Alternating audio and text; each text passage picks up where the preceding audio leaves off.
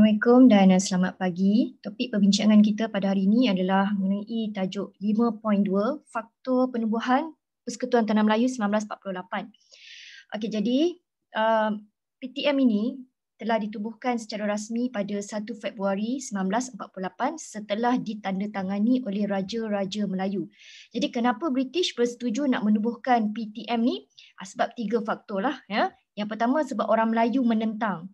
Sebab Raja-Raja Melayu dan UMNO telah memberi cadangan, dan yang ketiga sokongan daripada pentadbir British. Okay, kita tengok yang pertama dulu, penentangan orang Melayu terhadap Malayan Union.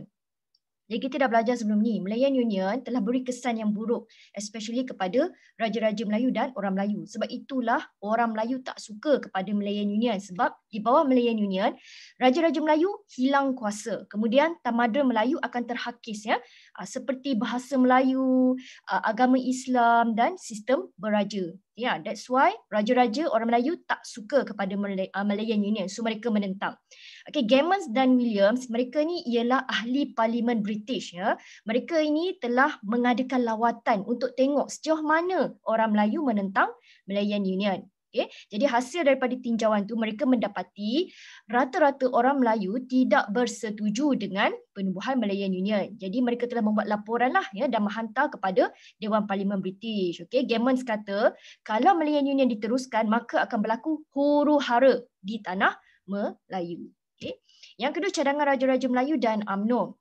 Ada beberapa perkara yang telah ditambah oleh Raja-Raja Melayu, dicadangkan supaya perjanjian yang baharu menjadi lebih baiklah daripada Malayan Union. Yang pertama, persekutuan ditubuhkan, tapi persekutuan ini hendaklah bertaraf naungan, bukan tanah jajahan. Beza, naungan dengan tanah jajahan ni berbeza. Naungan ni maksudnya British hanya jadi penaung saja, diberi nasihat. Okay, kalau tanah jajahan, British berkuasa secara langsung, yang dia akan menjalankan pemerintahan. Itu maksud dia. Okay. Jadi perjanjian baharu menggantikan Malayan Union. Jawatan Pesuruhjaya Tinggi British sebagai ketua lah menggantikan Gubernur. Sebelum ni di bawah Malayan Union, ketuanya ialah Gubernur. Okay, sekarang ni di bawah persekutuan yang baru, ketua ialah Pesuruhjaya Tinggi British, bukan lagi Gubernur. Okay. So, Raja berkuasa dalam perundangan, Raja berkuasa buat undang-undang, dan perkataan negeri-negeri Melayu perlu muncul dalam persekutuan yang baru. So ini dia cadangan yang diutarakan oleh Raja-Raja Melayu dan UMNO. Sokongan pentadbir British. Konsep persekutuan ni disokong sebab 3 perkara. Pertama, dia dapat wujudkan keamanan. Bila aman, barulah politik stabil. Bila stabil, barulah ekonomi boleh maju. Jadi saling berkait antara satu sama lain. So ada 3 sebab ya. Aman, stabil dan kemajuan ekonomi. Sir Raffon sendiri dia mencadangkan Raja-Raja Melayu terlibat di dalam pentadbiran berasaskan perlembagaan lah, okay, dan dasar dekolonisasi. So what is decolonization? So dekolonisasi ni adalah satu dasar, dengar betul-betul ya, dasar di mana negara penjajah ataupun kuasa penjajah membebaskan wilayah jajahan ataupun memberi kemerdekaan kepada wilayah jajahan. Contohnya British menjajah Tanah Melayu, jadi British memberi kemerdekaan kepada Tanah Melayu. So, selain daripada Tanah Melayu, British juga turut menjajah India. Jadi British beri kemerdekaan kepada negara India. So itu maksud dekolonisasi. Siapa yang sarankan dekolonisasi ni? Pertubuhan Bangsa-Bangsa Bersatu, PBB, di bawah Piagam Atlantik. Okay. So jelas kat situ. So kita nak tengok ciri-ciri PTM 1948 ini. Jadi jawatan kuasa kerja ambil masa 5 bulan. Okay, 5 bulan masa dia ambil untuk rangka Perjanjian Persekutuan Tanah Melayu 1948. So apa ciri-ciri dia? So hasil daripada kerja 5 bulan tu, inilah dia. Okay. Yang pertama, dari segi pentadbiran. Sekarang ni sebuah persekutuan diwujudkan. Apa itu maksudnya persekutuan? Persekutuan inilah gabungan. Okay, gabungan. Gabungan apa? 9 negeri Melayu yang ada sultan dan 2 buah negeri-negeri selat. Negeri-negeri selat ada 3. Negeri-negeri selat inilah negeri yang tak ada sultan. Melaka, Pening dan Singapura. So 2 buah negeri selat yang dimasukkan dalam PTM ini adalah Pulau Pinang dan Melaka. So mana pergi Singapura? Singapura diasingkan dan Singapura kekal sebagai tanah jajahan British. So ketuanya Pesuruhjaya Tinggi British. No more Gubernur. So ketua dia Pesuruhjaya Tinggi British. Ada 2 majlis di dalam PTM, iaitu Majlis Mesyuarat Persekutuan. Ingat ni nanti saya akan uji dalam kuis. Majlis Mesyuarat Persekutuan dan Majlis Perundangan Persekutuan. Itu dari segi pentadbiran. Sebenarnya ada banyak lagi. So ini saya ambil yang poin yang penting sahaja. Ya. Dan kuasa Raja-Raja Melayu, sebelum ni di bawah Malayan Union, kuasa Raja-Raja Melayu telah terhakis. Ya. Ingat, so di bawah PTM, kuasa Raja-Raja Melayu telah dikembalikan. Kedaulatan Raja-Raja telah dikembalikan. Macam mana? Dengan penubuhan Majlis Raja-Raja. Ini macam Durba. Okay, tempat Raja-Raja bersidang, berbincang mengenai perkara-perkara tertentu lah. Okay?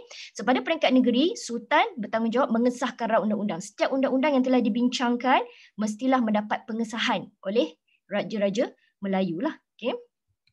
So seterusnya perundangan. So Majlis Perundangan Persekutuan ini akan diketuai oleh Pesuruhjaya Tinggi British. Rang undang-undang ni, sekali lagi lah saya tekankan, ia perlu mendapat perkenan Raja-Raja Melayu. Perkenan ni maksudnya persetujuan, pengesahan Raja-Raja Melayu melalui Majlis Raja-Raja. Okay, so Majlis Raja-Raja ni akan berbincang lah. Rang undang-undang akan dibentangkan dan Majlis Raja-Raja akan berbincang. Kalau setuju maka dia akan perkenan, barulah undang-undang tu boleh dilaksanakan. Simple ya, senang saja. So ini yang penting, kewarganegaraan. Sebelum ni, di bawah Malayan Union, kewarganegaraan sangat mudah, sangat liberal. Okay? Sangat mudah sangat mendapatkan kewarganegaraan, iaitu melalui jus soli. Lahir saja, you terus dapat kewarganegaraan, automatik menjadi warga negara. Tetapi di bawah Persekutuan Tanah Melayu, kewarganegaraan telah diperketatkan. Ada dua cara, iaitu satu secara kuat kuasa undang-undang dan satu lagi melalui pendaftaran ataupun permohonan. Okey, secara kuat kuasa undang-undang, jus soli.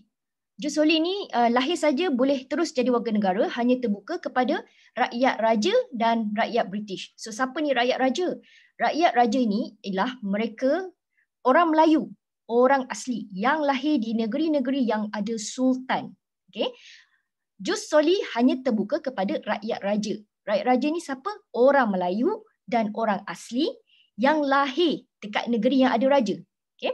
Dan rakyat British. Who is rakyat British? Mereka yang lahir di negeri yang tak ada sultan lah, iaitu Pulau Pinang dan Melaka. Kemudian secara kuat kuasa undang-undang juga terbuka kepada penduduk asal dari negeri Melayu. Okay, yang memang origin, dia memang lahir dekat negeri Melayu, penduduk asal. Pemohon lahir kat luar negeri, tapi ayahnya mestilah rakyat raja dan rakyat British dan secara naturalisasi. Okay, naturalisasi.